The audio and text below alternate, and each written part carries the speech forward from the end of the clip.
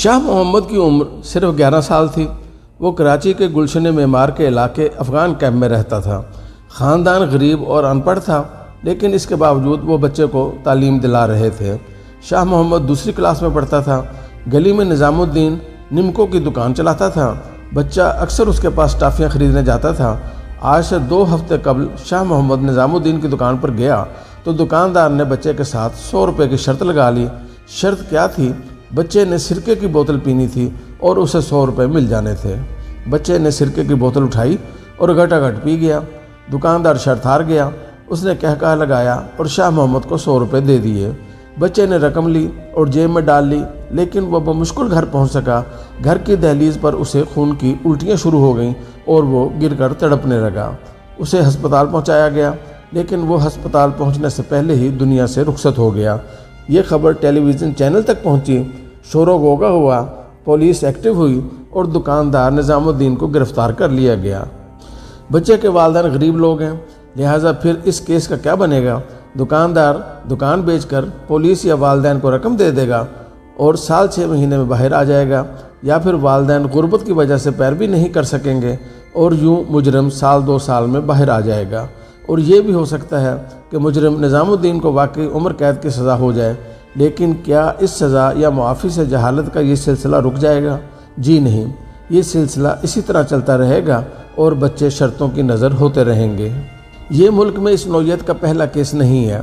हमारे हर शहर में रोज़ाना इस किस्म की शर्तें लगती हैं और सैकड़ों मासूम या जाहिल लोग इन शर्तों की भेंट चढ़ जाते हैं और ये सिलसिला न जाने कितने बरसों से चल रहा है। मैं अपनी ज़िंदगी में ऐसे दर्जनों केसेस का ऐनी शाहिद हूँ। ये जहालत उस दौर में भी होती थी। गुजरात शहर में मेरी तालिब इल्मी के ज़माने में 2 लड़कों के दरमियान रूह अफ़ज़ा की पूरी बोतल पीने की शर्त लगी। रकम गालबन 50 रुपये थी। एक नौजवान पूरी बोतल चढ़ा गया। उसने 50 रुपये जीत लिए, लेकिन फिर वो पूरी ज़िंदगी के लिए शुगर का मरीज़ बन गया। इसी तरह हमारे शहर में 1 किलो बर्फ़ी खाने की शर्त लगी। 2 लड़के आमने सामने बैठ गए और बर्फ़ी खाना शुरू कर दी। आधा बाज़ार ये नज़ारा कर रहा था। ऐसी शर्त में अमूमन कोई ना कोई बगलोल जीत जाता है। एक लड़का जीत गया, लेकिन 2 घंटे बाद हारने और जीतने वाले दोनों अस्पताल में थे। इसके बाद उनका क्या बना मैं नहीं जानता। मुझे कॉलेज के दौर में एक दोस्त ने दरमियानी उम्र के एक शख्स से मिलाया। उसने हाथ में बेशुमार मेडिकल रिपोर्ट्स उठा रखी थीं और किसी बड़े और शाफी डॉक्टर की तलाश में गली गली फिर रहा था। उसकी ये हालत बैक वक्त 39 कप चाय पीने से हुई थी। वो भी ज़ाहिर है शर्त का नतीजा था। 2 दोस्तों में 50 कप चाय की शर्त लगी थी। वो बमुश्किल 39 कपों तक पहुंचा और इसके बाद खून की उल्टियां शुरू कर दी। और इसके बाद डॉक्टर थे, वो मुजाहिद था और ज़िंदगी का अजाब था। इसी तरह कॉलेज में हमारा एक क्लास फेलो था। वो इंतहाई कमज़ोर था। उसके हाथ की वरीदें तक दिखाई देती थीं। उसकी खुराक इंतहाई कम थी। वो एक वक्त में 2-3 लुकमों से ज़्यादा नहीं खा सकता था। उसने पूरी क्लास को अपनी कहानी सुनाई। उसका कहना था, हम 10 लड़के थे। मुझे इन लड़कों ने 10 रुपये में यूरिया खाद का फक्का मारने की तरगीब दी। मैंने ये चैलेंज कबूल कर लिया। मैंने हथेली पर यूरिया खाद रखी और मुंह में फेंक दी। अल्लाह ताला को मेरी ज़िंदगी अजीज़ थी। डॉक्टर का क्लिनिक करीब था। मुझे उठाकर वहाँ ले जाया गया। मैं बच गया, मगर इसके बाद मेरे जायके की हिस्स ख़त्म हो गई। मुझे अब खट्टा, मीठा और नमकीन जायका महसूस नहीं होता।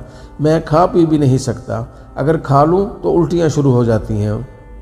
हम लोग यूनिवर्सिटी में थे तो हम शर्त लगाकर हॉस्टल की छत की दीवार पर आंखें बंद करके चलते थे। मुझे आज भी वो शरारत याद आती है तो रोंगटे खड़े हो जाते हैं। हमारा हॉस्टल 2 मंजिला था। नीचे सड़क थी। हम में से जो भी नीचे गिर जाता उसका बचना महाल था, मगर हम ये गलती महीनों करते रहे और किसी ने हमें समझाने की कोशिश तक नहीं की। मुझे उसी ज़माने में किसी क्लास फेलो ने एक लड़के की बात सुनाई थी। उसने शर्त लगाकर नहर के पुल की रेलिंग पर चलना शुरू कर दिया था। वो तवाज़न बरकरार न रख सका, नहर में गिरा और इसके बाद उसकी लाश 3 दिन बाद मिली। हम आए रोज़ रेल की पटरी पर चलने और ट्रेन के नीचे आने वाले नौजवानों की खबरें सुनते रहते हैं। मोटरसाइकिल रेस और 1 व्हीलिंग की खबरें भी अक्सर आती रहती हैं और इनमें लड़के रोज़ाना जान की बाजी हारते रहते हैं। इस्लामाबाद इस मामले में बदनसीब शहर है।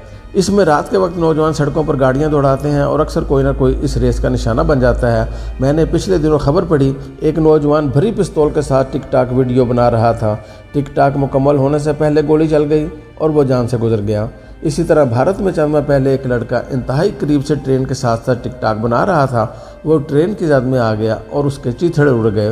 مجھے چند برس قبل یورپ کے چند لڑکوں کی ویڈیو دیکھنے کا اتفاق بھی ہوا۔ ان لڑکوں میں سر کے بل کھڑے ہو کر بیئر پینے کا مقابلہ ہو رہا تھا۔ ایک لڑکے نے زمین پر سر ٹکا کر بیئر کا سپ لیا، شراب حلق میں جانے کی بجائے سانس کی نالی یا دماغ میں چلی گئی اور وہ چند سیکنڈ میں گر کر فوت ہو گیا۔ اسی طرح یورپ ہی کی کسی ویڈیو میں کسی ہاسٹل میں چند نوجوان برتھ ڈے منا رہے تھے۔ نوجوان لڑکے کو سر کے بل کھڑا کر کے کیک کھلانے کی کوشش ہو رہی تھی۔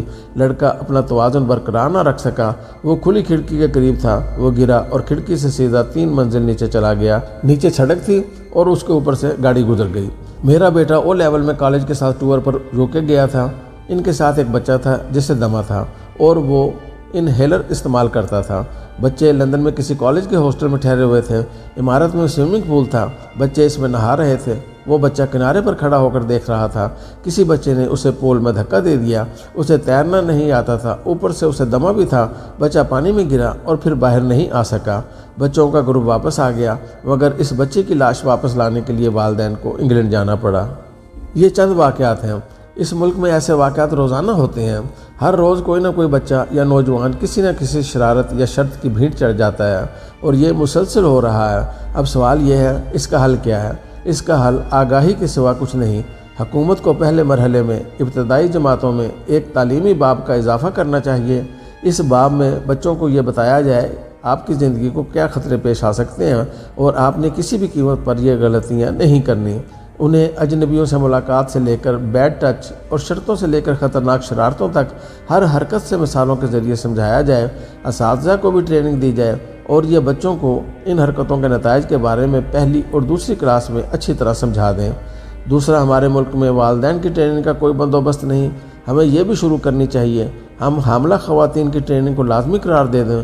ہم اسکول کی زنانہ اساتذہ کو ٹریننگ دیں اور یہ ٹیچرز تمام دیہات، قصبوں اور شہروں کی حاملہ خواتین کو ڈیلیوری سے پہلے بچوں کو سنبھالنے کی ٹریننگ دیں۔ حکومت اس کام کے لیے اسکولوں کی عمارتیں استعمال کر سکتی ہے۔ ہفتے اور اتوار اور اسکول کے اوقات کے بعد عمارتیں خالی ہوتی ہیں۔ حکومت فیمیل ٹیچرز کو اضافی تنخواہ دے اور یہ متوقع ماؤں کو بچوں کی پرورش کی ٹریننگ دے دیں۔ اس سے بچوں کی حفاظت بھی ہو جائے گی اور اچھی پرورش بھی۔ اور آخری مشورہ، پیمرا کو خصوصی مٹیریل تیار کرا کر شرطوں کے خلاف ٹیلی ویژن چینلز پر پبلک سروس میسیج ریلیز کرانے چاہیے۔ اس سے بھی ہزاروں بچوں اور نوجوانوں کی زندگیاں بچ سکتی ہیں۔ ہمیں اس کے لیے IMF سے اجازت لینے کی بھی کوئی ضرورت نہیں۔ ہم نے اگر یہ سلسلہ نہ روکا تو یہ شرطیں روزانہ کسی نہ کسی شاہ محمد کی جان لیتی رہیں گی اور والدین کمروں میں چھپ کر روتے رہیں گے۔